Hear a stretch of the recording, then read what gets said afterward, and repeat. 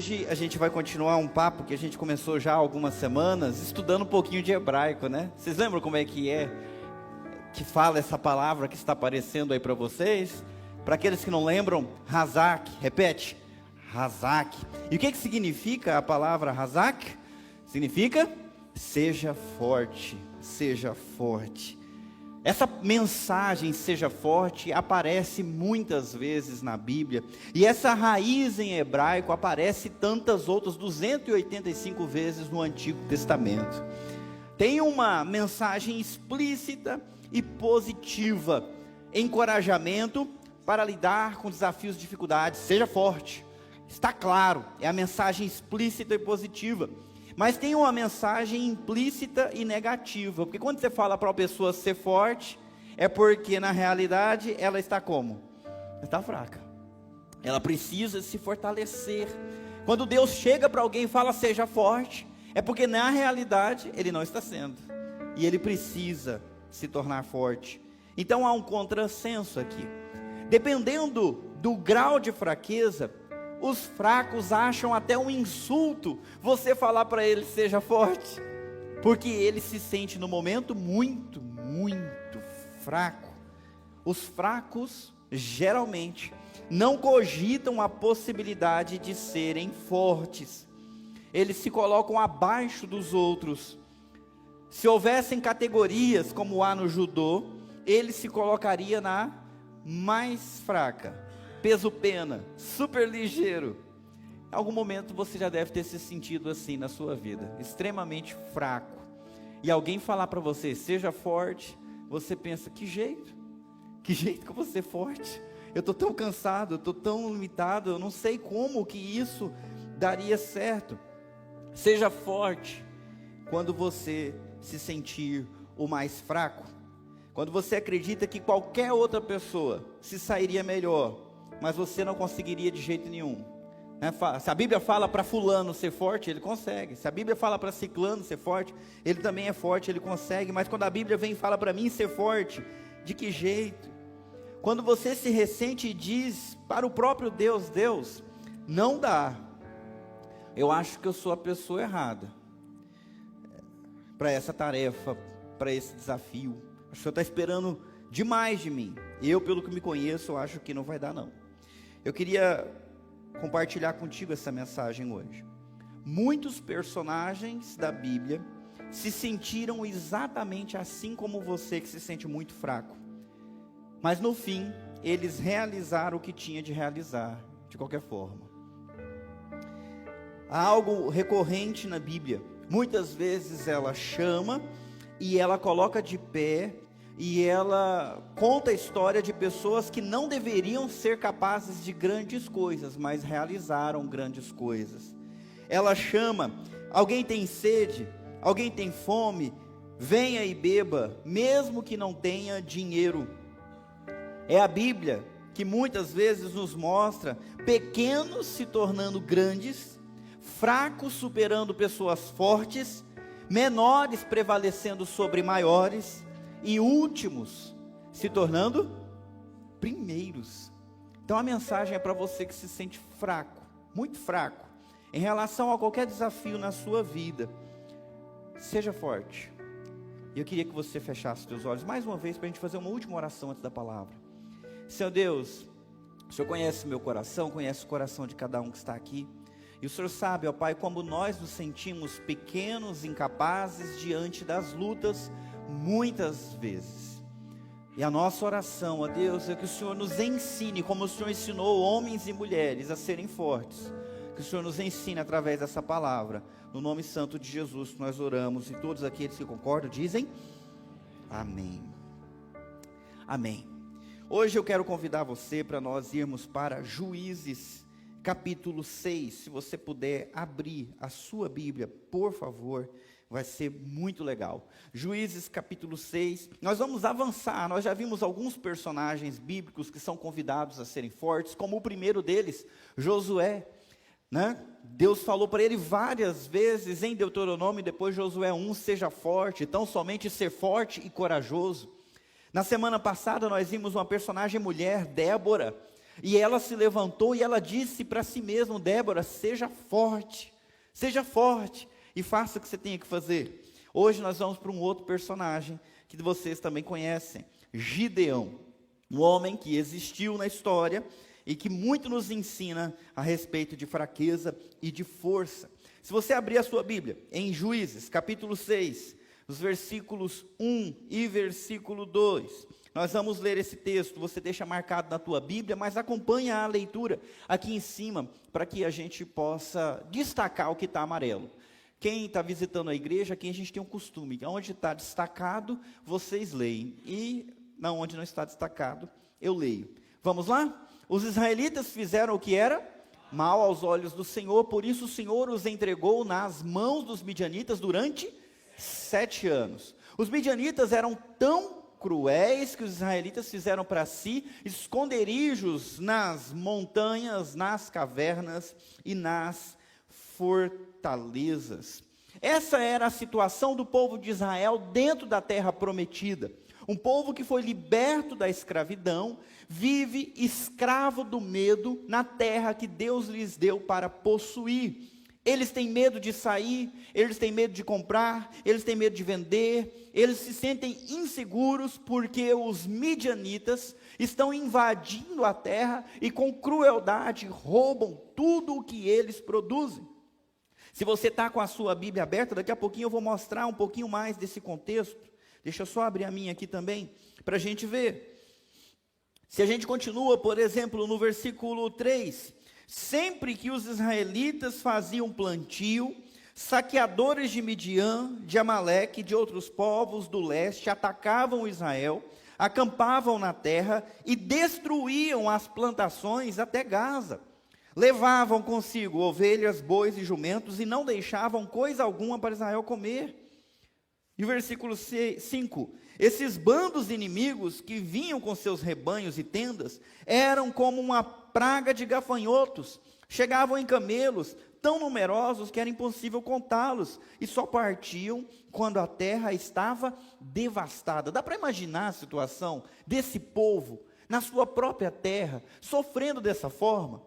Todo o trabalho deles de plantar e de colher, era destruído, quando esses midianitas e amalequitas invadiam e levavam tudo, os animais, a colheita, todos os víveres. Que situação! E não é uma situação que eles tiveram que lidar por 1 ano. Nós vemos aí que foram, por quanto tempo isso? 7 anos, eles vivendo dessa forma, com medo. E aí eu pergunto para vocês, por que que isso está acontecendo? Por que que essa situação se tornou a realidade daquele povo naquela época? E a resposta está ali: os israelitas fizeram o que era mal aos olhos do Senhor. A primeira coisa que eu quero que vocês aprendam olhando para esse texto: pessoas más aos olhos de Deus promovem tempos difíceis. Quando um povo, de maneira geral, resolve fazer o que quer, indo contra o que Deus quer, as coisas pioram rápido. Coisas ruins acontecem. Violência, insegurança, roubo, corrupção, falta de capacidade para desenvolver-se e prosperar. Tudo isso acontece. Tudo isso toma lugar na realidade de um país, ou de uma nação, de um povo que não teme o Senhor.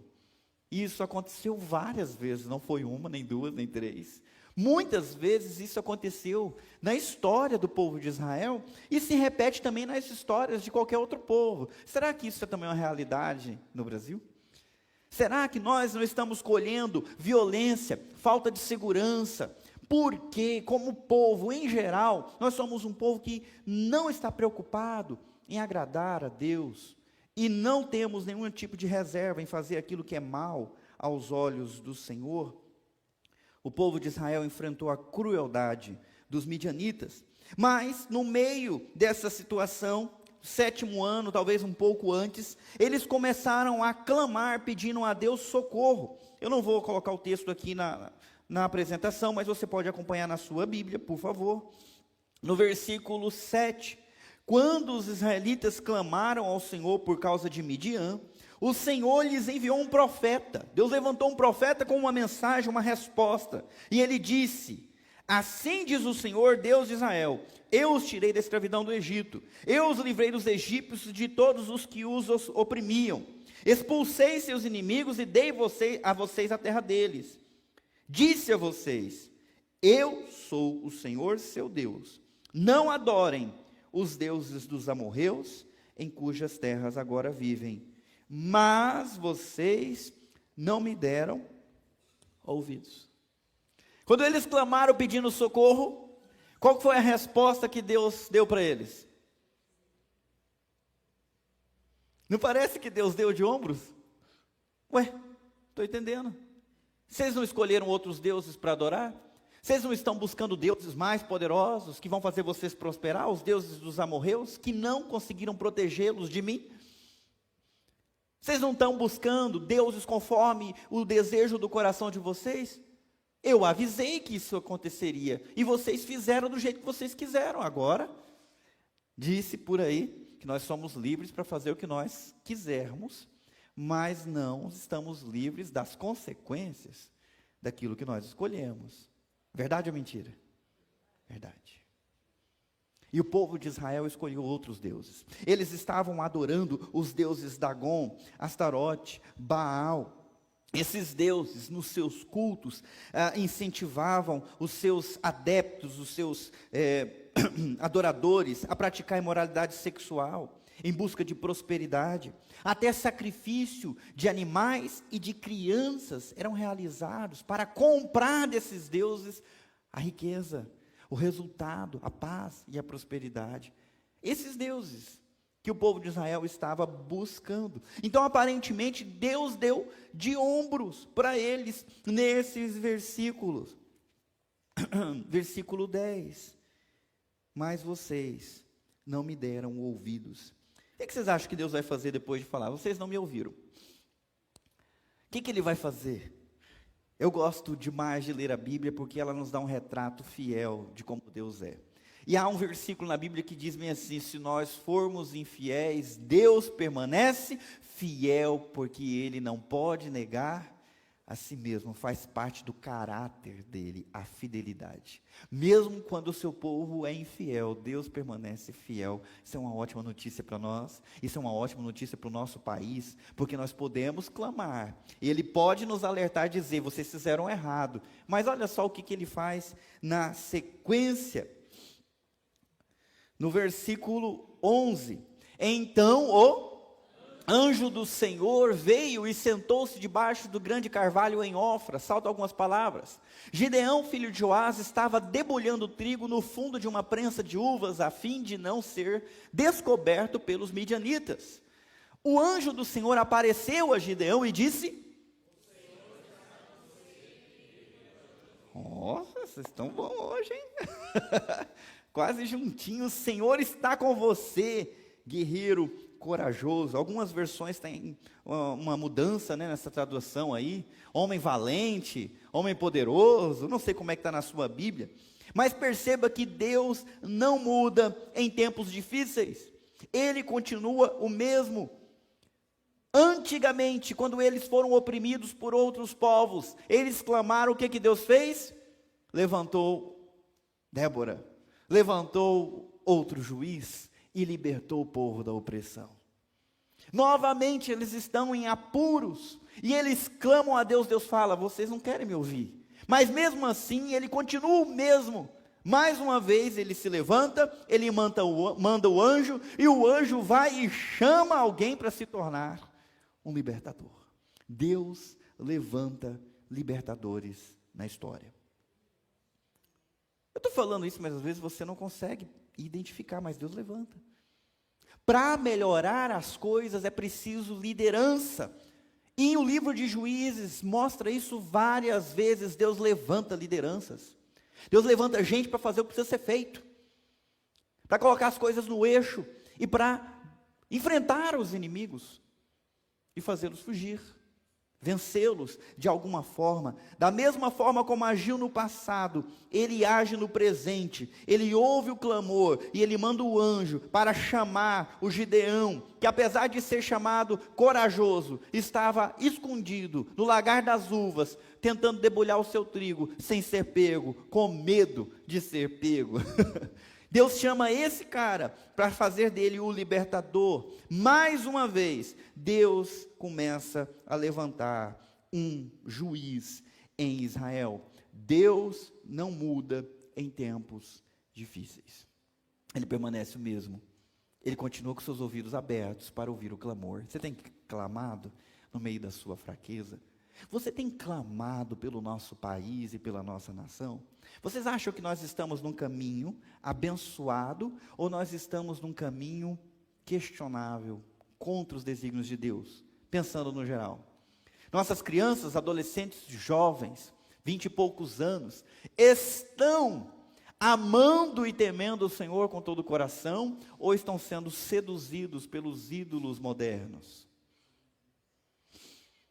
Os nossos homens e mulheres de meia idade têm sido exemplo de devoção ao Senhor, ou em geral também estão perdidos nos seus corações fragmentados, sem saber manter o seu casamento ou criar os seus filhos?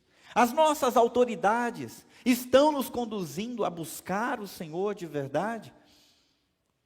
Ou eles mesmos são exemplos de uma conduta ruim que desagrada o Senhor? Se essa é a nossa situação, então não nos resta alternativa senão clamar. E no meio do clamor nós temos que lembrar e saber que Deus permanece o mesmo em tempos difíceis. Seus olhos estão abertos, seus ouvidos estão atentos à oração que o seu povo faz, pedindo: Deus, tenha misericórdia. Amanhã, segunda-feira, às 15h, tem reunião de oração, e depois às 20 horas tem reunião de oração de novo, e todos aqueles que sabem que Deus é o único que pode ouvir o clamor, vão estar aqui clamando, vão estar aqui orando, pedindo: Deus, tenha misericórdia do nosso país, tenha misericórdia da nossa nação. Já fiz um dos avisos, né? Vamos adiante, vamos adiante. O que aconteceu? Gideão respondeu a esse anjo do Senhor que apareceu e disse: o Senhor é contigo, poderoso guerreiro. Gideão respondeu: meu Senhor, se o Senhor está conosco, por que nos aconteceu tudo isso? E onde estão os milagres de que nossos antepassados nos falaram? Acaso não disseram: o Senhor nos tirou do Egito? Agora, porém, o Senhor nos abandonou e nos entregou nas mãos dos midianitas. Deus disse: o Senhor é com Israel, com o povo hebreu, ou Deus disse: o Senhor é contigo? O Senhor é contigo, poderoso guerreiro. Mas ele já entendeu aquilo no plural: se o Senhor é conosco. Aparentemente, Gideão não compreende a realidade espiritual. Ele está olhando para a situação e ele entende que aquela confusão, aquela opressão, o fato de eles estarem se empobrecendo e debaixo da crueldade dos midianitas, vem de Deus, é culpa de Deus. Ele não entende que não foi Deus quem os abandonou, mas foram eles. Vamos lá, pessoal, me ajudem. Foram eles que abandonaram Deus. Ele não consegue perceber. Quando Deus aparece, envia o seu anjo e conversa com ele, ele fala: como assim o Senhor é conosco? Por quê? Está acontecendo isso, o Senhor é conosco? A mesma coisa acontece hoje. Ninguém quer saber de Deus. Mas quando acontece um ciclone lá no Rio Grande do Sul, e pessoas perdem os seus lares, alguns se levantam: está vendo? Deus não existe. Porque se existisse, essas coisas não estariam acontecendo. Mas que eu me lembre bem, o planeta funcionava muito bem. Gênesis 1, Gênesis 2, perfeito equilíbrio, até que o ser humano resolveu romper a sua relação com Deus e tudo foi bagunçado. Isso é o resultado do pecado. Isso é o resultado de um mundo torto. A criação geme e se contorce, esperando que tudo seja redimido. Não é culpa de Deus. É culpa do povo. É culpa do pecado. É culpa desse abandono do Deus vivo. Não foi Ele quem nos abandonou. Se coisas ruins acontecem, nós devemos entender que é pouco o que acontece diante do tamanho do nosso pecado, do tamanho da nossa culpa. Se Deus quisesse ser justo mesmo, nesse instante, uma foice passaria decepando a cabeça de todos nós. E olha, se isso acontecesse, ainda ia ser pouco. Imagina. Ou você tem uma outra maneira de pagar pelos seus pecados? Tem? Não tem. Vou pagar, como é que paga uma dívida dessa, né, Cláudio? Estou frito. Se ele quiser cobrar, estou frito. Então, ele tinha uma compreensão equivocada. Vamos continuar no versículo 14? Então, o Senhor se voltou para ele e disse: vá com a força que você tem e liberte Israel dos midianitas. Sou eu quem o envia. Mas, Senhor, como posso libertar Israel? Perguntou Gideão. Meu clã é o mais fraco de toda a tribo de Manassés e eu sou o menos importante de minha família. Aí nós chegamos no tema da nossa mensagem para aquelas pessoas que em algum momento da sua vida se sentiram ou se sentem extremamente fracas. Como, Senhor, que o Senhor vai me usar? Eu sou o menor, a minha família é a mais insignificante. Como que o Senhor quer que eu me levante com essa minha força? Eu não sei se o Senhor está reparando, mas não tem muito músculo aqui. Eu não sou tão forte, eu não tenho tanta capacidade para levantar e libertar o Israel desses inimigos que avassalam toda a nossa história e levam tudo embora. Mas a gente sabe que na história Deus fez grandes feitos através de pessoas que se julgavam pequenas e inadequadas. Se você abrir em Eclesiastes, capítulo 9, versículo 11, lá tem uma realidade que nos é expressa e nós sabemos que muitas vezes se torna realidade, especialmente quando Deus está numa história. Aquele que corre mais rápido nem sempre ganha corrida. E o guerreiro mais forte nem sempre vence a batalha. É só você perguntar para Golias. Nem sempre o guerreiro mais forte vence a batalha, nem sempre o corredor mais rápido vence a corrida. É impressionante como Deus é capaz de fazer grandes feitos através de pessoas pequenas e inadequadas. Quando ele resolveu escolher um libertador para tirar o povo de Israel do Egito, ele escolheu Moisés. Mas Moisés, naquela época, depois de ter falhado nessa sua tentativa de se tornar líder dos israelitas, era apenas um pastor de ovelhas. E Deus falou: você vai. E ele disse: Senhor, mas eu não sei falar, mas isso, mas aquilo. E ele deu inúmeras desculpas, até que Deus engrossou a voz com ele e disse: quem fez a boca do mudo? E quem fez a boca de quem fala? Você vai e vai falar. E a prova será que você vai me adorar aqui, junto com esse povo, que você vai libertá-los. Deu para ele alguns sinais, deu para ele uma vara, mandou para ele um companheiro, para ele não se sentir muito só, Arão, o seu irmão. E o que aconteceu, meus irmãos? Aquele que se julgava inadequado se tornou o fundador de uma nação, enfrentou o poder do Egito e trouxe o povo de Israel, 1 milhão de pessoas, para a sua terra prometida. Ele se sentia como você se sente diante dos desafios que Deus o chama a encarar. Hazak, seja forte. Eu quero que você aprenda uma frase no sermão de hoje. Se você quiser esquecer de tudo ou acabar esquecendo, isso aqui eu não quero que você esqueça. Mais importante do que o tamanho da força de quem se levanta, é o tamanho da força de quem o sustenta. Mais importante que o tamanho da força de quem se levanta, de quem se coloca de pé, é o tamanho da força daquele que o sustenta. Nós vamos voltar nessa frase algumas vezes, mas perceba, Deus diz: sou eu quem o envia.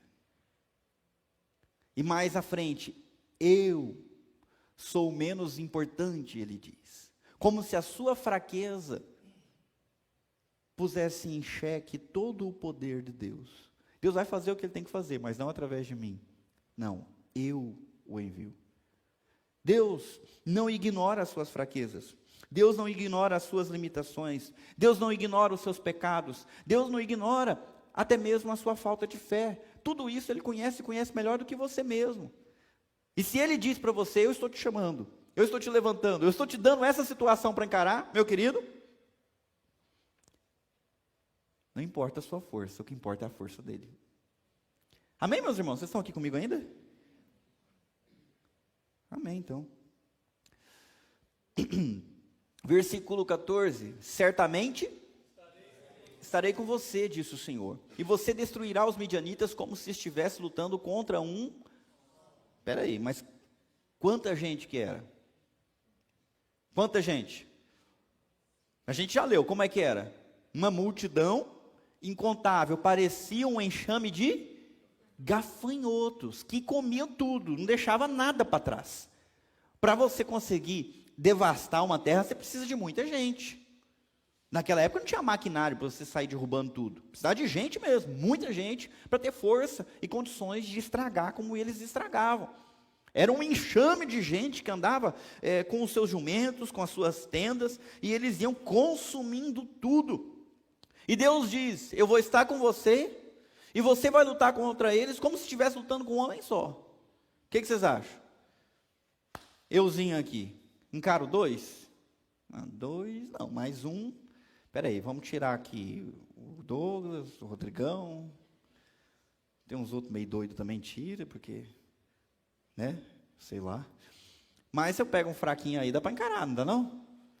E é isso que Deus está dizendo, você vai enfrentá-los como se estivesse enfrentando um cara só. E você vai prevalecer. Gideão respondeu, se de fato posso contar com a tua ajuda, dá-me um sinal de que é mesmo o Senhor quem fala comigo. Quantos de vocês já encontraram o anjo do Senhor na sua frente falando com você? Quantos? Alguém? Alguém já sonhou com o anjo do Senhor, pelo menos, falando consigo? Nossa, sonhei. Mas aqui não era um sonho. O anjo do Senhor estava debaixo de uma árvore, com um nome, e dirigiu-se a ele, conversou com ele. Gente, já não é um bom sinal, não? Que eu saiba, anteriormente, nessa Bíblia, poucos personagens tiveram essa possibilidade. Abraão, eu lembro que o anjo do Senhor apareceu e conversava com ele, né? Ele ouvia e falava, e batiam altos papos, de vez em quando. De repente, depois de 7 anos, ninguém ouve Deus, ninguém está ali com Deus, aparece o anjo do Senhor e conversa com ele. E ele olha, então me dá um sinal. Parece que ele não acredita no que os seus olhos veem, ou não acredita que aquilo vem de Deus. Ele duvida. Ele duvida por conta da sua fraqueza. Eu preciso de um sinal de que você vai estar aqui mesmo. Então ele propõe no versículo 18, por favor, não vás embora até que eu te traga a minha oferta. E o anjo do Senhor respondeu, eu ficarei aqui até você voltar. Então Gideão saiu, foi depressa para casa, cozinhou um cabrito e com cerca de 20 litros preparou pães sem fermento. Depois colocou a carne num cesto, o caldo numa panela, levou para fora e os ofereceu ao anjo que estava debaixo da grande árvore. Esse era o sinal. Ele queria que o anjo esperasse ele. Era como se ele estivesse fazendo o texto, será que eu estou vendo coisa? Vamos fazer o seguinte, eu vou ter certeza que isso é de Deus, se eu for lá, voltar e você ainda estiver aqui. Não foi coisa da minha cabeça, é real. Eu vou preparar um sacrifício, eu vou preparar aqui uma oferta para você. Você me aguarda para eu ter certeza que isso está acontecendo? Nós mudamos hoje, quando alguma coisa está acontecendo e a gente não acredita, o que a gente fala para quem está do nosso lado? Obrigado, Rodrigo, me belisca. Acho que eu estou sonhando, me belisca. Ele está dizendo, eu não sei, peraí. Se você ficar aqui e eu voltar, depois de preparar, gente, vocês imaginam, se ele tem que preparar um cordeiro, será que ele tinha um cordeiro dentro da geladeira, já limpinho? O que vocês acham?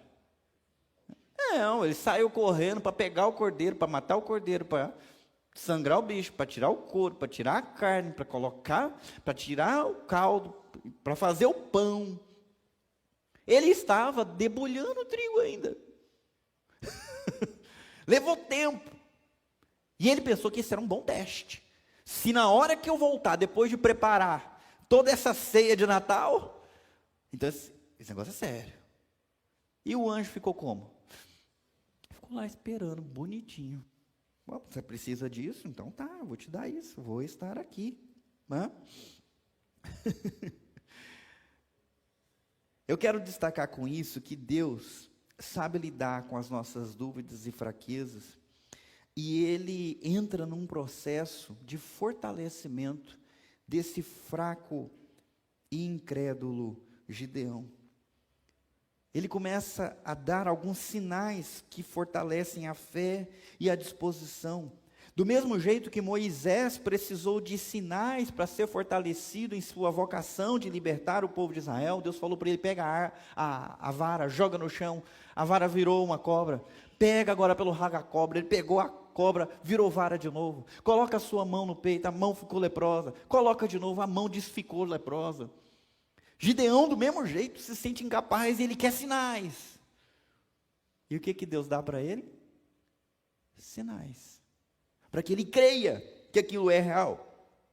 Gideão precisou e pediu sinais para confiar de que era Deus mesmo chamando ele e prometendo estar com ele. Quando a gente vai para o texto bíblico, versículo 20, o anjo de Deus lhe disse: coloque a carne e os pães sem fermento sobre esta pedra e derrame neles o caldo. Gideão?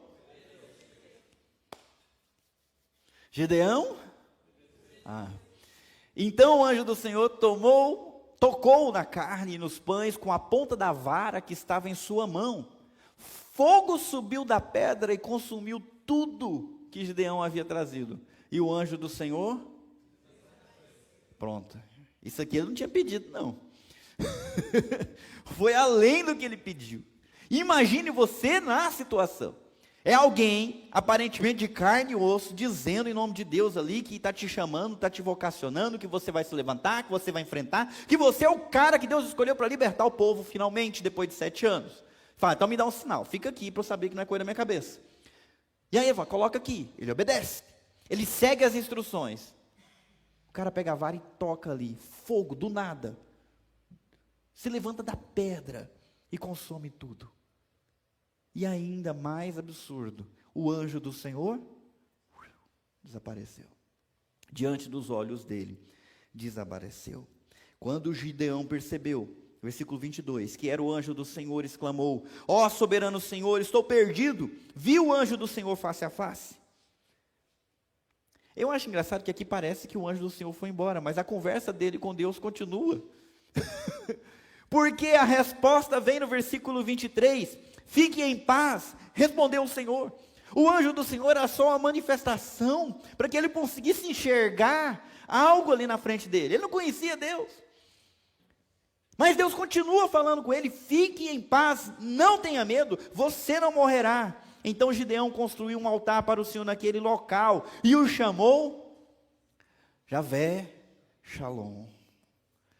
O Senhor é paz. Eu vi Deus, eu vi o santo, eu vi o anjo do Senhor. Eu vou morrer porque eu sou pecador. Deus não veio para brigar contigo, Deus veio em paz. Maravilha, né? O primeiro sinal foi esse: o anjo do Senhor esperou. E um sinal, apenas um sinal, não fez de Gideão um homem de força e de coragem, mas lhe deu forças o suficiente para ele obedecer à ordem divina. E Deus visitou Gideão mais uma vez naquela noite, dando para ele uma missão: eu quero que você vá e destrua o altar de Baal. Eu quero que você quebre tudo. Eu quero que você use o ídolo como lenha para fazer um sacrifício para mim. Eu quero humilhar esse Deus. E você vai ser o cara que vai fazer isso. Gideão acabou de ver o sinal. Isso não fez dele alguém corajoso, mas já fez dele alguém capaz de obedecer. E ele obedeceu, ele destruiu os altares, mas o fez com a ajuda e o fez de noite. Porque ele ainda tinha medo. Como é que eu sei disso? Se a gente vai para Juízes capítulo 6, versículo 27. Gideão levou 10 de seus servos e fez o que o Senhor mandou. Porém fez tudo de noite com medo. Medo de quem, meu povo? Por que está com medo da sua família? Será porque a própria família dele também era daqueles que adoravam o Deus Baal?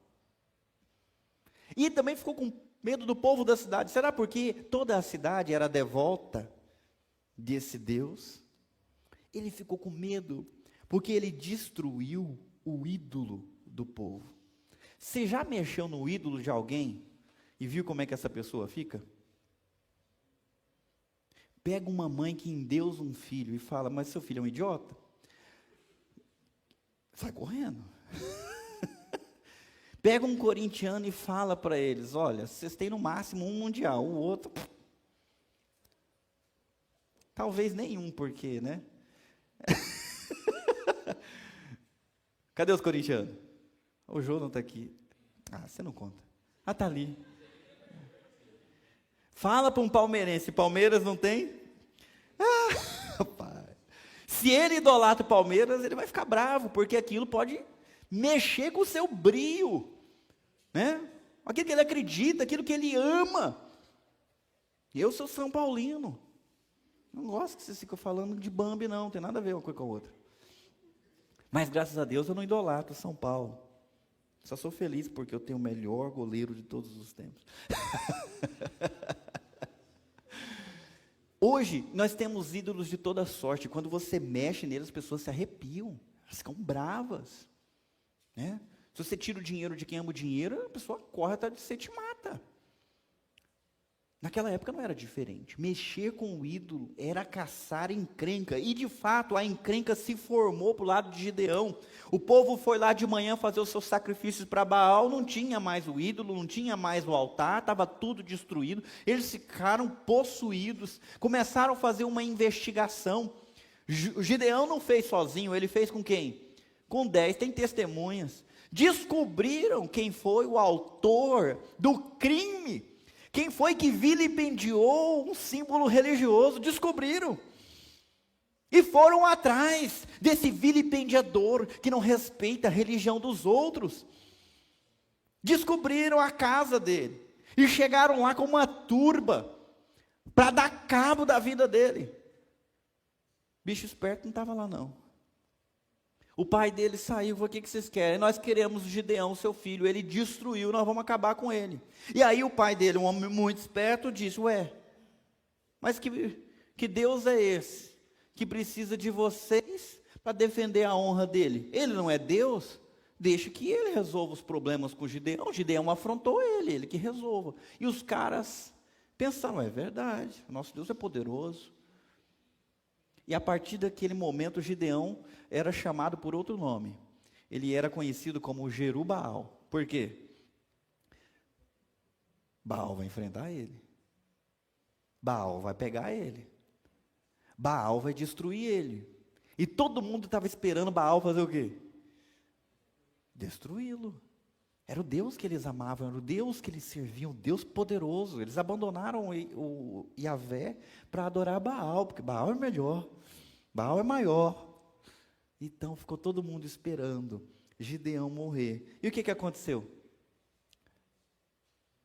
O que aconteceu com Gideão? Nada. Aparentemente Baal não ficou bravo, não teve coragem de enfrentar Gideão. Bom, o texto continua.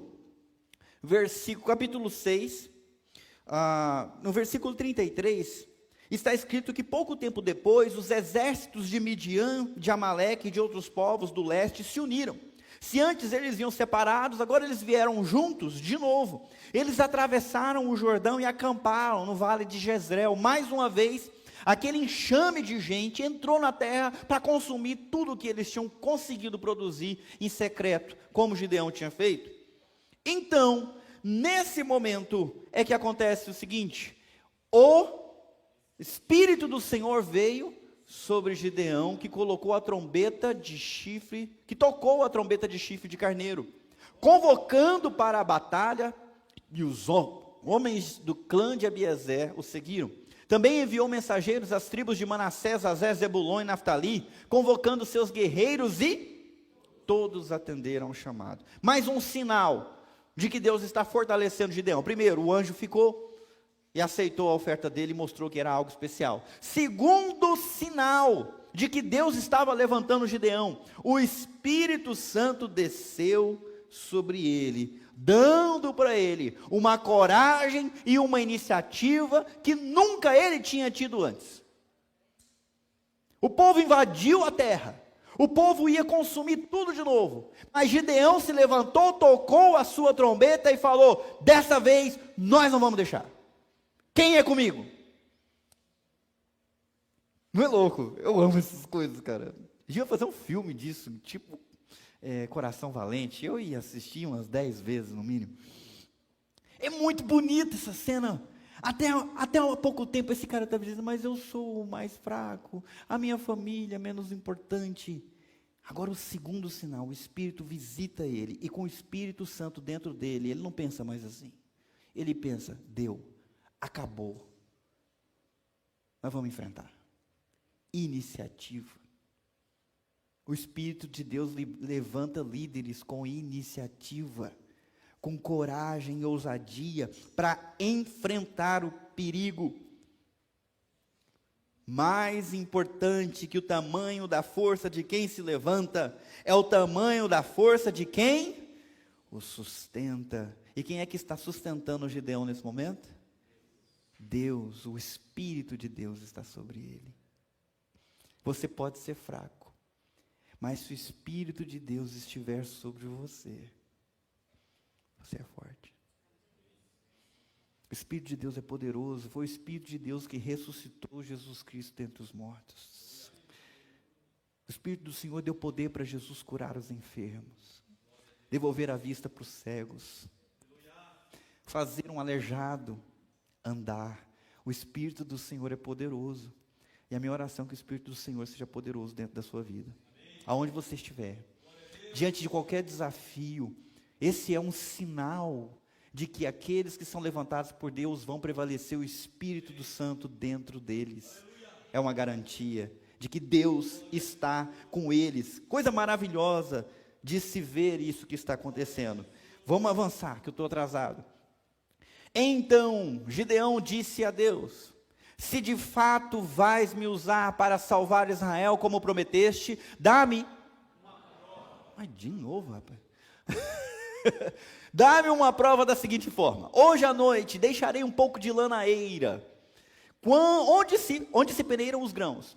Se pela manhã a lã estiver molhada de orvalho, mas o chão estiver seco, saberei que vais me ajudar e salvar Israel, como prometeste. Agora eu quero outro sinal. Gente, ele chamou os guerreiros vieram, já é um milagre. Estava todo mundo como? Aonde que os guerreiros ficavam antes de Deus levantar Gideão e ele tocar a trombeta? Aonde? Me fala onde que eles ficavam. A gente já leu. Escondidos aonde? Nos buracos, nas cavernas e nas fortalezas. Mas Gideão tocou a trombeta, vieram todos. Já não é um sinal, mas ele precisa de outro. Porque um sinal não fez ele alguém poderoso. 2 sinais ainda não fizeram ele alguém poderoso. Ele quer o terceiro. Peço mais um sinal. Eu vou colocar a lã aqui fora. Se ela estiver molhada e o chão estiver seco, eu vou ter certeza de que o Senhor está comigo. E aí o que aconteceu no dia seguinte, versículo 38, foi exatamente o que aconteceu. Na manhã seguinte, bem cedo, Gideão se levantou, espremeu a lã e recolheu uma tigela cheia de água. A lã estava molhada. E ele se deu por satisfeito?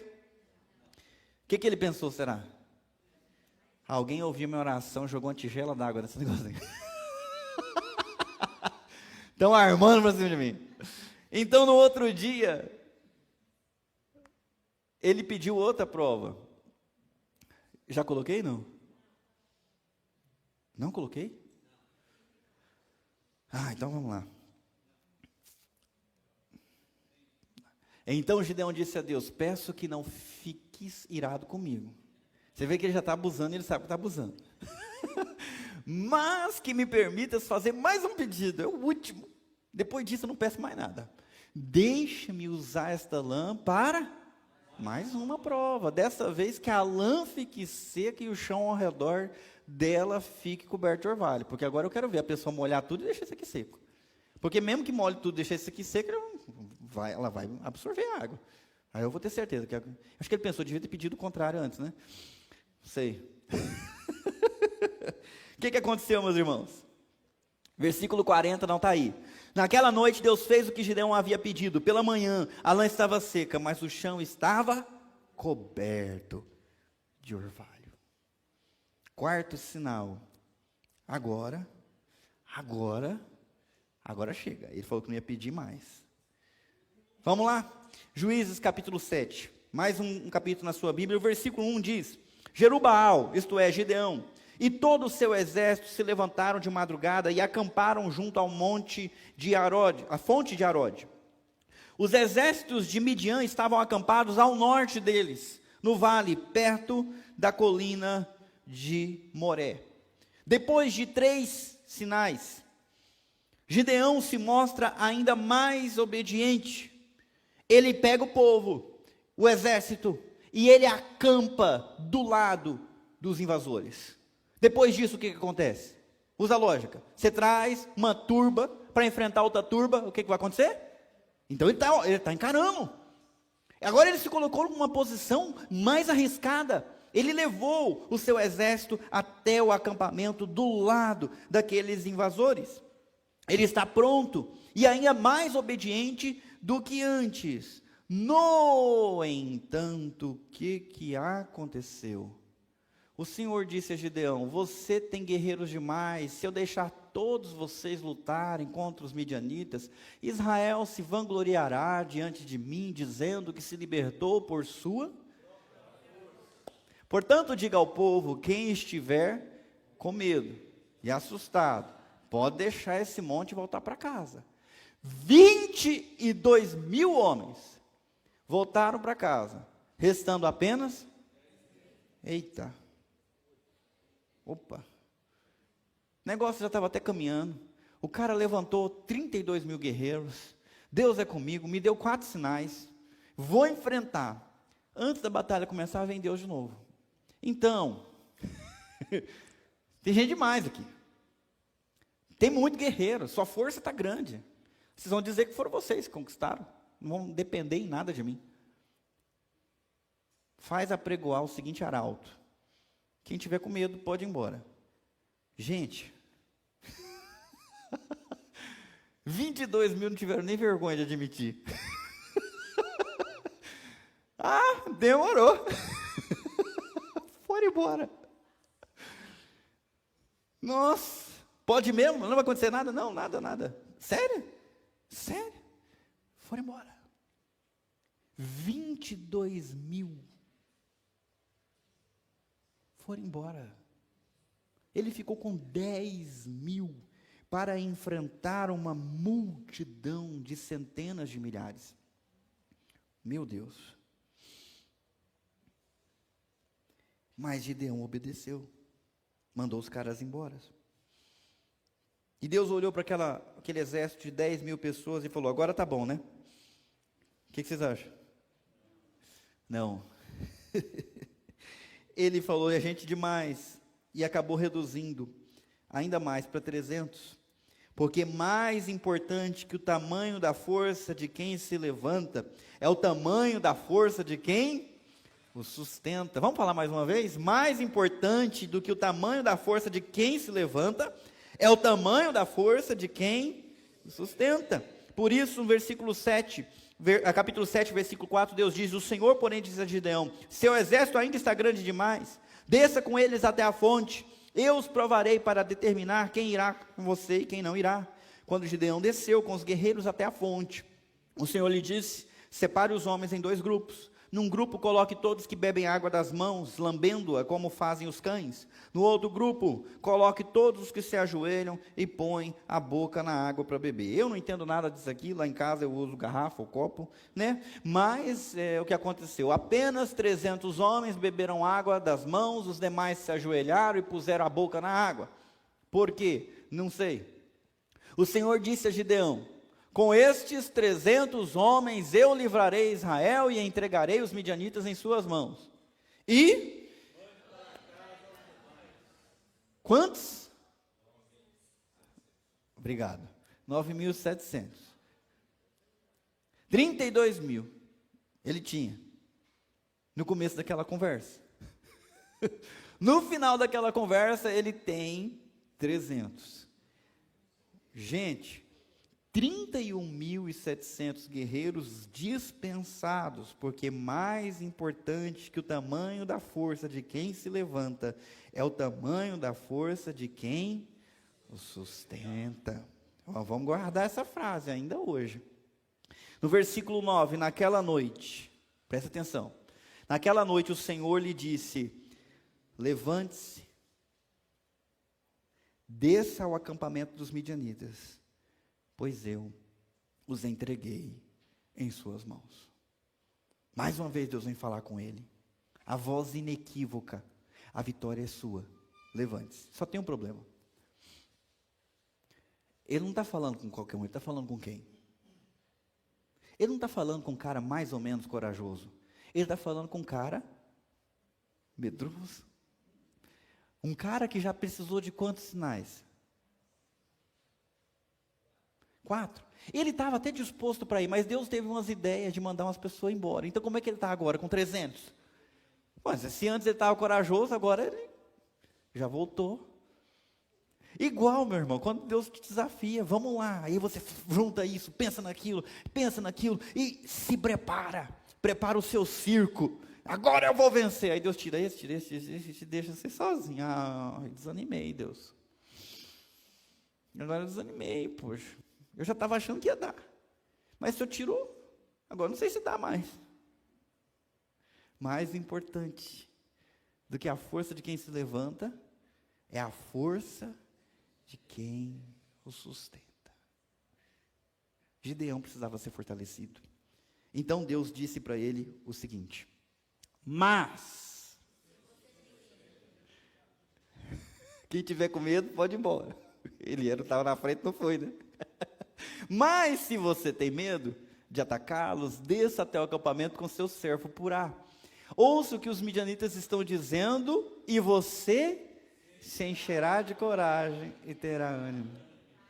Então é o seguinte, cara, está tudo resolvido, desça, passa a régua, a vitória é tua. Mas se você tiver com medo, desce sozinho com o Purá e ouve o que eles estão falando, e aí você vai ter coragem. O que ele fez? Nada, esquece, já me deu 4 sinais, vamos embora. Demorou já. O que ele fez, gente? Desceu, pianinho, eu preciso dessa força aí. Eu preciso desse encorajamento. Não, eu quero ver esse sinal é esse. O 5º sinal. Gideão precisava desse sinal. Para ser forte, a gente precisa antes ser fortalecido. Então, quando eu digo para você, não importa a circunstância que você está vivendo, Razak, seja forte, mas você fraco que está, diz, que jeito? Aí eu quero ensinar para você uma segunda palavra, Terezakna. Terezakna, Leandro. Dá para repetir, gente? Terezakna. É da mesma raiz de Razak. Eu deixei em cor diferente para vocês perceberem que é uma palavra com prefixo e um sufixo em hebraico. O que significa? Que para ser forte, você precisa ser fortalecido. O termo que está ali, se encherá de coragem, é você será fortalecido. Porque quando Deus fala para você ser forte, não significa que Ele não vai te fortalecer. Ele irá te fortalecer. Ele sabe quais passos dá para te fortalecer, para te ajudar a encarar o desafio e vencê-lo com fé. Gideão desceu até aquela turma e encontrou 2 caras comentando a respeito de um sonho que um deles tiveram. Rapaz, eu tive um sonho estranho essa noite. Eu sonhei que um pão de cevada rodava pela montanha, descia, batia na tenda e derrubava a tenda inteira, a cabana inteira. Gente, que alguém fala um sonho desse para você, o que isso significa? Você dormiu com fome. Não é? O que significa um negócio desse? O cara que ouviu o sonho falou: rapaz, isso não significa outra coisa senão que esse pão, olha isso, gente, esse pão é a espada de Gideão. Deus entregou todo o nosso exército na mão dele. What? Que? Mas era disso que Gideão precisava. Era isso que Gideão precisava ouvir. Deus é aquele que dá força aos cansados e vigor aos fracos. Isaías capítulo 40, versículo 29. Vocês não conhecem muito esse versículo, né? Eu vou repetir. Ele dá força aos cansados e vigor aos fracos. Até os jovens perdem as forças e se cansam, os rapazes tropeçam de tão exaustos, mas os que confiam no Senhor renovam as suas forças. Esse cara resolveu ir lá ouvir o que Deus tinha para falar, o que Deus tinha para mostrar para ele. E Deus mostrou que estava com ele. Deus dispensou os medrosos, todos foram embora, mas ainda restava um, Gideão. E o que Deus fez com esse medroso? Deus o encorajou através desse sonho e dessa interpretação. Os exércitos de Midian, de Amaleque e dos povos de leste cobriam o vale com uma nuvem de gafanhotos. Seus camelos eram tão numerosos como os grãos de areia da praia, impossíveis de contar. Estou lendo o versículo 12.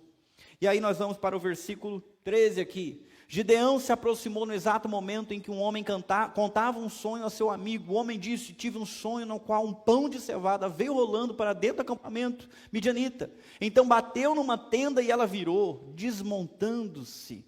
O sonho só pode significar uma coisa: a espada de Gideão, filho de Joás, o israelita. Vocês.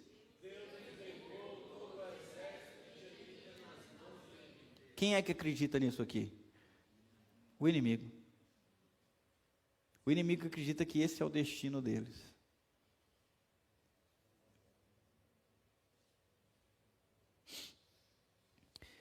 O que Gideão descobriu? Gideão descobriu que mais importante que o tamanho da força de quem se levanta é o tamanho. Também descobriu que os inimigos estavam com mais medo dele do que ele estava dos inimigos. Também descobriu que Deus já lhe tinha dado a vitória. E ele também descobriu que ele deveria usar a cabeça para enfrentar um exército de 135 mil homens com apenas 300 homens. Como é que faz, gente? Você tem 300 para enfrentar 135 mil. Quanto é para cada um? Faz as contas, me ajuda aí, Leandro. 4 mil para cada um. Ele falou que é isso. Divide aí, ô Jorge, é o seu genro. Se ele estiver errado, você corrige ele. Casou com sua filha. Um pouquinho mais. Gente, vocês têm noção? Vocês já viram? Esse povo gosta de assistir YouTube, já deve ter visto aquele, né? Imagina, né? Você tem que parar com essas confusão aí, cara. Quem está boiando, continua boiando. Não vou fazer propaganda de comediante que fala palavrão, não. Mas o negócio, a confusão está feita. Gente, 300 contra 135 mil não dá para encarar. Não sem estratégia. E é aí que Gideão parece que vira um cara esperto, um estrategista. Mesmo sem Deus falar nada com ele, ele organizou tudo. Ele chamou a sua tropa, né? Vamos devagarzinho até os limites do acampamento midianita. E vocês vão fazer exatamente o que eu mandar. E ele pegou deu uma trombeta para cada um vaso de barro para cada um, dividiu esses 300 em 3 grupos, e cercaram aquele acampamento de 135 mil pessoas, com seus rebanhos. E ele disse assim: quando eu fizer, vocês façam o mesmo. Eu vou tirar a tocha de dentro do vaso de barro, vou quebrar o vaso, vou fazer um barro, vou levantar a minha espada, vou tocar a minha trombeta e vou gritar pelo Senhor, por Gideão. E vocês vão fazer o mesmo. Eu acho engraçado. Por que tem que falar por Gideão? É por Gideão que o povo está ali? Ele chamou, mas 31.700 foram embora. Gente, o sonho do cara lá atrás, o que significava o pão de cevada? Era a espada de quem? O povo que está lá embaixo precisa ouvir? Gideão. Gideão e o Deus dele e Gideão. Faz sentido, não? Bom, você sabe o que aconteceu. Eu não vou nem ficar enchendo mais linguiça aqui não. Vamos lá. Quando os 300 israelitas tocaram as trombetas, o Senhor fez os guerreiros que estavam no acampamento lutarem uns contra os outros com suas espadas. Os que sobreviveram fugiram para lugares distantes, como Bet-sita, perto de Zezerá, e para a divisa de Abel-meolá, perto de Tabate.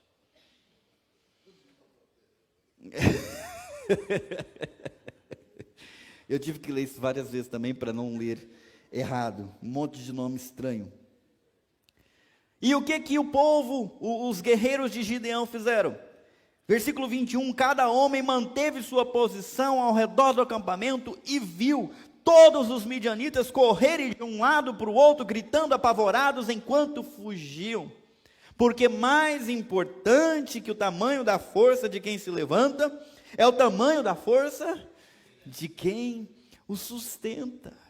Naquele dia, eles venceram 135 mil. E não pense que foi fácil, porque os que sobraram foram perseguidos. Eles lutaram até acabarem as suas forças. Eles perseguiram os reis inimigos. Não foi fácil. Mas eles não venceram porque eles eram fortes. Eles venceram porque o Deus que os sustentava era muito forte. Continua sendo forte. Qual é o problema que você está enfrentando e como é que você se sente diante dele? Deus pode trabalhar até mesmo com uma pessoa com pouquíssima fé, como Gideão. Então, vamos lá. O Senhor está com você, mesmo que a situação pareça lhe dizer o contrário. Aonde está o Senhor? Cadê os milagres que a gente ouvia falar? Deus continua no mesmo lugar que sempre esteve. Ai Deus, mas o que está acontecendo no Brasil? Cadê o Senhor que não ouve a nossa oração?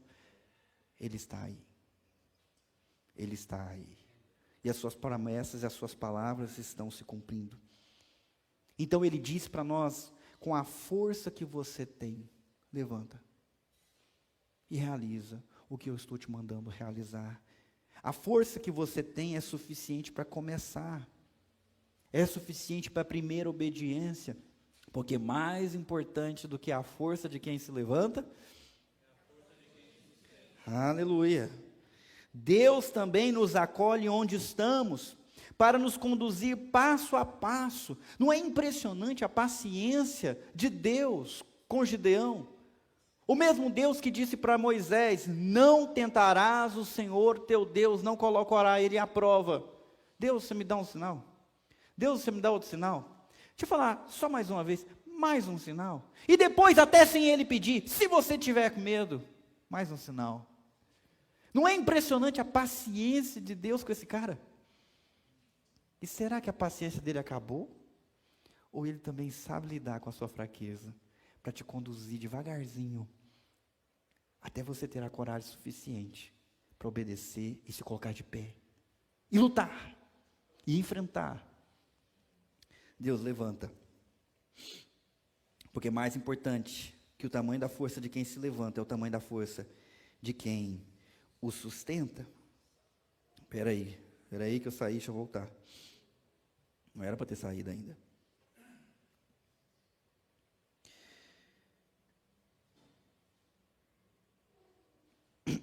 Eu tenho algumas dicas para você antes da gente terminar. E a primeira é: fortaleça-se no Espírito Santo. Em Efésios capítulo 6, versículo 10, Paulo fala para os crentes daquela cidade. Eu tenho uma palavra final. Sejam fortes no Senhor e em seu grande poder. Em algumas traduções, fortaleçam-se no Senhor e no seu grande poder. Eu quero dizer a mesma coisa para vocês nessa noite. Fortaleçam-se no Senhor e na força do seu poder. Sabe o que você precisa? A força do Espírito Santo sobre a sua vida. É disso que você precisa. É buscar a Deus, é se encharcar do Espírito, é deixar o poder de Deus inundar a sua vida. A Bíblia fala que nós devemos buscar ser plenos do Espírito Santo. Quando o Espírito Santo desceu sobre Gideão, ele já não era um cara medroso, ele tinha coragem de trocar a sua trombeta e chamar o povo para assumir a sua posição no campo de batalha. Fortaleça-se no Espírito Santo. Segunda dica: some os sinais para ter sua fé fortalecida. Some todos os sinais de que Deus já tem lhe dado, que Ele chamou você e Ele está com você. Você quer que eu te lembre alguns sinais? Eu vou lembrar alguns e aí a gente termina. Primeiro, a virgem concebeu e teve um filho. Quantas vezes você ouviu falar isso na história? Mas aconteceu no século I, a virgem concebeu e teve um filho. E ele viveu uma vida sem pecado. Foi morto, sepultado, e no terceiro dia ele ressuscitou conforme as profecias. Esse é um sinal que ninguém pode apagar. É um sinal poderosíssimo de que Deus está conosco. Ele não nos abandonou, ele veio, enfrentou a morte, ele se entregou e depois ressuscitou para mostrar que é vitorioso. Esse é o sinal. Esse é mais um sinal. Aquele que não poupou o seu próprio filho, antes por nós o entregou, não nos dará com ele todas as outras coisas? Paulo pergunta, e a resposta é: sim, ele dará. Ele já fez o mais absurdo. Deus é conosco. Some mais esse sinal. Mais um sinal: a mensagem do Evangelho chegou até você. A mensagem que foi pregada pelos apóstolos ficou registrada em manuscritos. Mesmo a igreja sendo perseguida, não conseguiram destruir esses manuscritos. Foram traduzidos para todas as línguas. Mesmo tentando queimar, tentando acabar com a igreja, perseguindo cristãos, cidade após cidade. Mesmo que as praças de Roma foram iluminadas com corpos de cristãos, não conseguiram abolir a palavra de Deus. Ela está traduzida no seu celular, ela está traduzida no livro que você traz para a igreja. Deus fez essa mensagem chegar até você. Deus preservou isso por séculos. Isso é um sinal. Isso é um sinal. Um sinal portentoso, maravilhoso. E eu tenho mais. Seus pecados e suas fraquezas, que são uma realidade, não foram suficientes para te separar do amor de Cristo. Ele te amou. Ele te abraçou apesar disso. Isso não é um sinal de que Ele tem planos de paz e não de mal em relação a você? Mais um sinal: as promessas do Senhor te trouxeram até aqui. Tem gente que não está aqui, mas você está aqui. Por quê? Vamos ser sinceros, se dependesse de você, você estaria aqui hoje? Então por que você está aqui? Mais um sinal. Mais um sinal. Você está aqui hoje. Querem mais um? Mais um. Vamos descer até o acampamento do inimigo. E vamos ouvir o que se diz lá. Se você quiser abrir a sua Bíblia, Apocalipse capítulo 12, versículo 10. Apocalipse 12, versículo 10. Está escrito assim, presta atenção. Então ouvi uma forte voz que bradava pelos céus: finalmente chegaram a salvação, o poder e o reino do nosso Deus e a autoridade de seu Cristo. Porque foi lançado para a terra o acusador de nossos irmãos, aquele que dia e noite os acusa diante de nosso Deus. Versículo 11. Eles o derrotaram pelo sangue do Cordeiro e pelo testemunho deles. Não amaram a própria vida, nem mesmo diante da morte. Portanto, alegrem-se, ó céus, e vocês que habitam nos céus. Sobre a terra e o mar, porém, virá terror, pois o diabo desceu até vocês com grande fúria, sabendo que lhe resta pouco tempo. Como é que o teu inimigo está nesse instante? Desesperado, porque lhe resta pouquíssimo tempo. Deixa eu chamar um pouquinho a sua atenção. As crianças entraram, não se distraia. Jesus Cristo disse: eu vou edificar a minha igreja e as portas do inferno não prevalecerão contra ela. Satanás está desesperado, porque por mais que ele faça, a igreja triunfa e cada dia o seu tempo é menor. Em breve, o Deus da paz esmagará Satanás debaixo dos nossos pés. Amém? Vamos orar. Senhor Deus, do mesmo jeito que aqueles soldados não tiveram a vergonha de admitir que eram medrosos, nós também podemos diante do Senhor reconhecer que somos fracos e medrosos. Nós não estamos enfrentando uma turba de gente destruidora e cruel, mas às vezes parece que os nossos problemas são assim, inescapáveis, difíceis de lidar, e nós nos sentimos tão fracos, tão inadequados, tão insignificantes. Mas hoje a Tua palavra nos mostra, ó Deus, que mais importante do que a força de quem se levanta, é a força daquele que o sustenta. E nós queremos, ó Deus, que o Senhor seja o nosso sustentador, o nosso refúgio. E antes, ó Deus, de nós nos levantarmos em Teu nome, nós queremos nos render aos Teus pés. Nós queremos nos sujeitar ao Teu domínio, ao Teu controle. Porque tudo vai passar, mas o Senhor não. E nós queremos estar contigo no novo reino que virá, nos novos céus e nova terra. Por isso, Senhor Deus, perdoa a nossa incredulidade, perdoa os nossos pecados, perdoa a nossa fraqueza.